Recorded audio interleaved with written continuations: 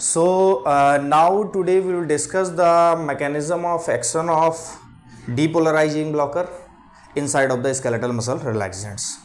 Because the skeletal muscle relaxant में जो depolarising blocker है उसका आप कई बार आप बुक पढ़ते हैं और आपको क्लैरिटी से उसकी एक अंडरस्टैंडिंग नहीं बन पाती. आप कंप्लीट सेशन को देखिए और आप एक सारे मैकेनिज्म ऑफ एक्शन इसका जो एग्जैक्ट है वो आपको समझ में आ जाएगा. तो बेसिकली स्केलेटल मसल रिलैक्सेंट में as we have already discuss the non depolarising या कम्पिटिटिव ब्लॉकर, उसमें हमने बात की थी कि उसको हम नॉन डीपोलराइजिंग उसी बेस पे बोल रहे थे क्योंकि वो जब एनएम रिसेप्टर पे बाइंड होता है तो वो एनएम रिसेप्टर पे एसिटाइल कोलिन को बाइंड नहीं होने देता एंड दैट फर्दर वो सोडियम का डीपोलराइजेशन नहीं होने देता, इसलिए उसको बोलते हैं नॉन डीपोलराइजिंग ब्लॉकर. अब यहां पे डीपोलराइजिंग ब्लॉकर का क्या मतलब है? तो देखिए सबसे पहले आपको ध्यान में रखना होगा इसका standard example that is succinyl choline and succinyl choline is nothing but a two molecule of acetyl choline. तो सक्सिनाइल कोलिन का ओवरऑल जो एक्शन है जस्ट लाइक एसिटाइल कोलिन है, लेकिन ये किस तरीके से acetyl choline succinyl choline depolarising block को प्रमोट करके ये स्केलेटल मसल को रिलैक्स करता है, इस मैकेनिज्म को हम समझेंगे. देखिए नॉन डीपोलराइजिंग में हमने देखा था कि वहां पे इंट्रिंसिक एक्टिविटी नहीं थी, राइट. वहां पे इंट्रिंसिक एक्टिविटी की हम बात नहीं करते थे. तो बेसिकली यहां पे एफिनिटी है जैसा कि डीपोलराइजिंग ब्लॉकर में नॉन डीपोलराइजिंग में था, राइट. और यहां पे सब मैक्सिमल एक्टिविटी है जबकि वहां पे कोई इंट्रिंसिक एक्टिविटी नहीं थी. देखिए हम पॉइंट बाई आगे बढ़ते जाएंगे, आपको सारी समझ में आ जाएगी. तो ये बात आपको क्लैरिटी हो गई कि चूंकि यहां पे सब मैक्सिमल एक्टिविटी है और सब मैक्सिमल एक्टिविटी है, यहां पे कोई ऐसा नहीं है कि इंट्रिंसिक एक्टिविटी जीरो है जैसा कि नॉन डीपोलराइजिंग में थी, ठीक है, राइट. अब हम देखते हैं कि सक्सिनाइल कोलिन, ये देखिए ये जो आपका, मैं इसकी पूरी मैकेनिज्म समझाता हूं. देखिए इसकी मैकेनिज्म दो फेजेस में होती है. नंबर वन फेज क्या बोलती है कि ये आपका प्री साइनेप्टिक मोटर न्यूरॉन है, like pre synaptic motor somatic neuron. तो अब ये सोमैटिक न्यूरॉन के अंदर ये जो स्टोर्ड वेसाइकल्स हैं, यहां क्या स्टोर्ड है? Acetyl choline. अब चूंकि ये एसिटाइल कोलिन है that I represented from the green colour ये, तो ये अब अगर एसिटाइल कोलिन है, राइट, सॉरी सक्सिनाइल कोलिन है ग्रीन कलर से, ये एसिटाइल कोलिन है और कोई स्टिमुलस आता है and that is responsible for release of acetyl choline. तो अब चूंकि हमने सपोज करिए सक्सिनाइल कोलिन दिया, तो वो सक्सिनाइल कोलिन बेसिकली क्यों क्या नहीं करेगा? देखिए सक्सिनाइल कोलिन हमने दिया, सक्सिनाइल कोलिन क्या करेगा? It binds with the NM receptor, these NM receptor present on the muscle end plate. ये आपकी क्या है? मसल एंड प्लेट है. और जब succinyl choline muscle end plate, चूंकि ये कंपिटिटिव नहीं है, इट इज नॉन कंपिटिटिव, तो once it binds with the site of receptor where does the acetyl choline binds. Now दस जब सक्सिनाइल कोलिन इस पे बाइंड हो गया तो अब क्या एसिटाइल कोलिन इस पे बाइंड कर पाएगा? नो. अब जब एसिटाइल कोलिन बाइंड नहीं कर पाएगा, राइट, तो सक्सिनाइल कोलिन चूंकि खुद एक तरीके का क्या है? Combination of to molecule of acetyl choline, तो ये अपना सेल्फ एक्शन क्या देगा? चूंकि इसके सेल्फ एक्शन से क्या रिलेटेड होता है कि ये जो एनएम रिसेप्टर होते हैं ये सोडियम चैनल से लिंक्ड होते हैं, और जब सक्सिनाइल कोलिन इससे बाइंड होगा तो ये प्रमोट क्या करेंगे? Entry of what? Sodium channel. अब यहां पे acetyl choline induced sodium channel की एंट्री नहीं है, यहां पे succinyl choline induced sodium channel की एंट्री हो रही.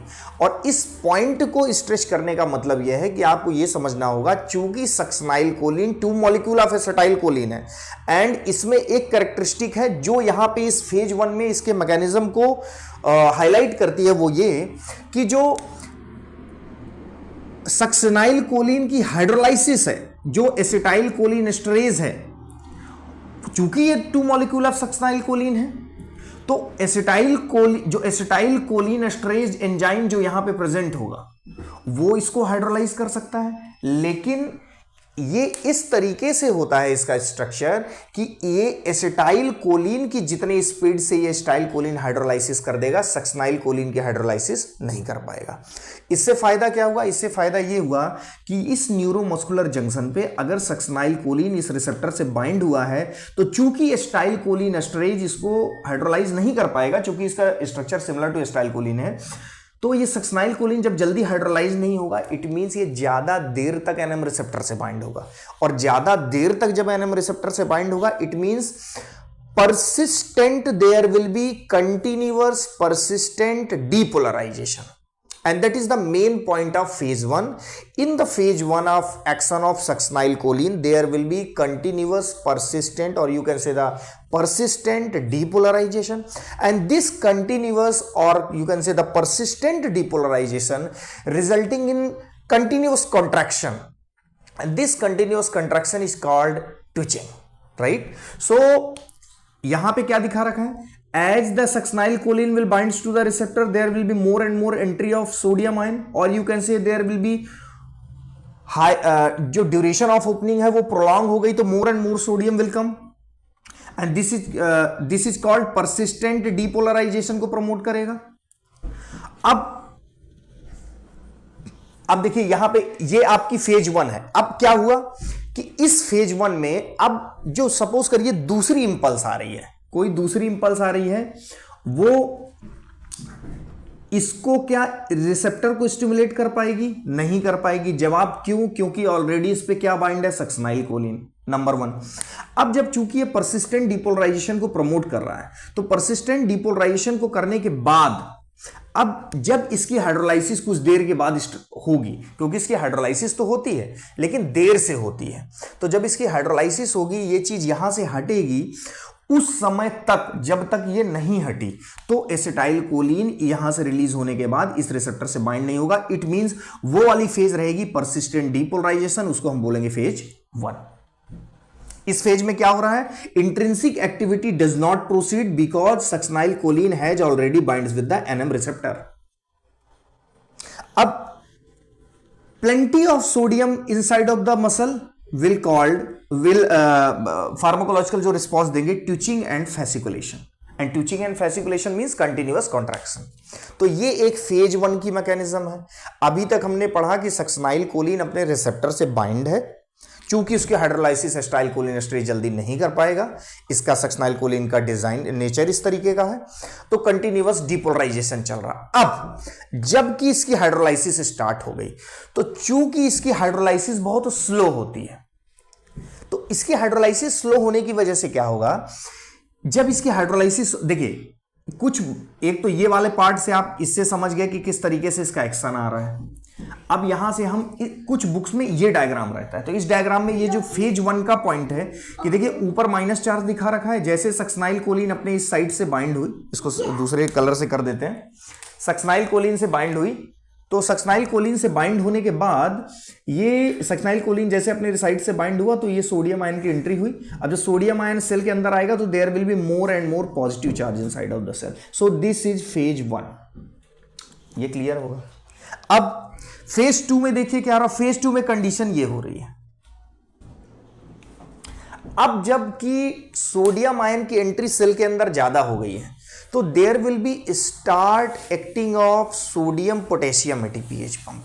अब सोडियम पोटेशियम एटीपीएच पंप क्या करेगा? सोडियम आयन को पकड़ के थ्रो करेगा outside of the cell, because we know cell के अंदर sodium potassium ATPase pump cell से बाहर सोडियम को ले जाते हैं और पोटेशियम को अंदर लाते हैं। तो ये क्या करेंगे? ये स्टार्ट वर्किंग करेंगे और पोटेशियम को इनसाइड लाएंगे, और इनसाइड ऑफ द पोटेशियम जब आएगा और मूवमेंट ऑफ द सोडियम बाइट साइड होगा, तो यहां पे कौन सा चार्ज डेवलप होगा? नेगेटिव चार्ज, क्योंकि सोडियम आयन का जब एक्यूमुलेशन हुआ था पॉजिटिविटी बढ़ी थी। अब जब सोडियम आयन का थ्रो होगा, पोटेशियम आयन का इन्फ्लक्स होगा। देखिए नॉर्मल कंडीशन में भी यही होता है कि पोटेशियम आयन इंट्रासेलुलर ज्यादा होता है, क्योंकि आपके दिमाग में क्वेश्चन आ सकता है कि सर पोटेशियम भी तो पॉजिटिव है, चूंकि नॉर्मली सोडियम ज्यादा होता है inside of the cell in comparison to inside, जबकि पोटेशियम इनसाइड ज्यादा होता है कंपैरिजन टू आउटसाइड। तो जब inside of the potassium accumulation होगा, नॉर्मल आरएमपी में भी ये नेगेटिव होता है, तो यहां पे नेगेटिविटी क्या होगी, प्रमोट होगी। तो सेकेंड फेज में आपको क्या दिखेगा कि सक्सनाइल कोलिन बाइंड तो है, लेकिन चूंकि सोडियम पोटेशियम एटीपीएच जब उस इक्विलिब्रियम को मेंटेन करेंगे तो उस फेज में ये क्या हो गई, सेल रीपोलराइज। ये सेल क्या हो गई, रीपोलराइजेशन फेज में जा रही है। और देखिए जब ये रीपोलराइजेशन फेज में जा रही होगी, जिस समय ये रिपोलराइजेशन फेज में भी पूरी कंप्लीट नहीं पहुंची, जिस समय ये जा रही होगी, उस पूरे रिपोलराइजेशन फेज में जाते वक्त उसको कोई दूसरा स्टिमुलस स्टिमुलेट नहीं कर सकता। तो उस पूरे जो चूंकि इसका जो है हाइड्रोलाइसिस भी स्लो हो रही है, तो इसका रिपोलराइजेशन भी स्लो होगा। तो रिपोलराइजेशन से जैसे जैसे जैसे जैसे कंप्लीट रिपोलराइजेशन होने तक ये सेल क्या रहेगी, दूसरे स्टिमुलस को परसीव ये रिसेप्टर नहीं कर पाएगा। और जब दूसरे स्टिमुलस को तब तक परसीव नहीं कर पाएगा तो सेल क्या हो जाएगी, फ्लैसिड पैरालाइसिस। मींस उस समय ये सेल्स मसल पूरी क्या हो जाएगी, रिलैक्स। तो उसको हम बोलते हैं फ्लैसिड पैरालाइसिस, जैसा कि यहां पे दिखा रखा है। देखिए फेज 2 में आपका क्या हो रहा है, फ्लैसिड पैरालाइसिस। इसमें sodium potassium ATPase pump start action में है और उन्होंने नेगेटिव चार्ज को इनसाइड बढ़ा दिया due to accumulation of potassium ion. उसकी वजह से सेकंड जो स्टिमुलस है वो इस मसल के अंदर रिसीव नहीं हो पाएगा, क्योंकि ये जो मसल की एंड प्लेट है ये एक्चुअली अभी कंप्लीट रिपोलराइज नहीं है, ये रिपोलराइजेशन हो रहा है। सोडियम पोटेशियम पंप इसको कर रहा है, तब तक क्या होगी आपको, फ्लैसिड पैरालाइसिस। तो ओवरऑल इसका ड्यूरेशन ऑफ एक्शन भी क्या होता है, शॉर्ट होता है। तो देखिए यहां पे क्या लिख रखा है, इसको आप समझ जाएंगे। फेज 1 में हमने क्या देखा कि ट्यूचिंग एंड फेसिकुलेशन हो रहा है। रीजन क्या है, एक्यूमुलेशन ऑफ सोडियम आयन और you can say the continuous influx of sodium ion inside of the muscle. Depolarization phase persistent depolarization phase होती है। फेज 2 में क्या हो रहा है, ये स्लो ऑनसेट होती है। इसमें बेसिकली क्या हो जाता है, रिसेप्टर डीसेंसिटाइज। तो इसीलिए पहली फेज को हम परसिस्टेंट डिपोलराइजेशन फेज बोलते हैं, जबकि फेज सेकंड को हम डीसेंसिटाइजेशन बोलते हैं। अगेन मैं इसको कंक्लूड कर दूं, डीसेंसिटाइजेशन क्यों बोल रहे हैं, क्योंकि जब एक बार सोडियम आयन अंदर आ गए, परसिस्टेंट डिपोलराइजेशन हो रहा है, जब तक इसकी हाइड्रोलाइसिस नहीं हुई, that means it is in phase 1। अब जब हाइड्रोलाइसिस स्टार्ट हुई तो इसके हाइड्रोलाइसिस स्टार्ट होने के बाद चूंकि इसके हाइड्रोलाइसिस स्लो होती है तो रिवर्स प्रोसेस भी क्या होगा, स्लो होगा। And at a mean time to maintain this inside of the resting membrane potential of muscle, the sodium potassium pump will start acting and they will throw out the sodium ion from inside of the cell and they will throw potassium inside of the cell। तो inside आपकी negativity बढ़ रही है। तो चूंकि ये slow working है, succinyl choline की हाइड्रोलाइसिस स्लो है, this will slow onset of action होगा। दैट्स वाई इसका कैसा एक्शन होता है, स्लो ऑनसेट ऑफ एक्शन। और उस समय तक कोई भी इस एसिटाइल कोलिन अपना एक्शन यहां पे नहीं देगा, क्योंकि उस समय रिसेप्टर लेस रिस्पॉन्सिव होंगे। उस समय रिसेप्टर कैसे होंगे, लेस रिस्पॉन्सिव, और उस कंडीशन को हम बोलते हैं डीसेंसिटाइज्ड। तो चूंकि कंप्लीट रिपोलराइजेशन हो जाता तब तो एसिटाइल कोलिन अपना एक्शन देता, चूंकि ये रिपोलराइजेशन में जा रहा है तो अभी रिसेप्टर क्या है, डीसेंसिटाइज। तो after some time sodium channel start closing and repolarization starts. At this state, receptor will not be responsive to even acetylcholine, and this is called desensitization. That is a part of phase 2, and also this leads to flaccid paralysis, means extreme muscular relaxation. सो ये जो पूरी process है, देखिए I hope कि आप एक understanding बनाए होंगे, क्योंकि इसमें इतना डिटेल से आप जब कई ऑथर की बुक्स पढ़ते हैं तभी आपको कंप्लीट समझ में आएगा। सक्सनाइल कोलिन का यूज बेसिकली हम एंडोट्रैकियल इंट्यूबेशन में भी करते हैं, लैरिंजियल मस्कुलेचर को रिलैक्स करने के लिए, ताकि एंडोट्रैकियल ट्यूब में जो ट्रैकिया में जो ट्यूब डालते हैं वो आसानी से वहाँ पे स्मूथली इंसर्ट हो सके। So this is all about the mechanism of action of depolarising blocker, specially succinylcholine. तो आपको इसको 2 फेजेस में समझना है basically. So this is all about the concept. Thank you very much.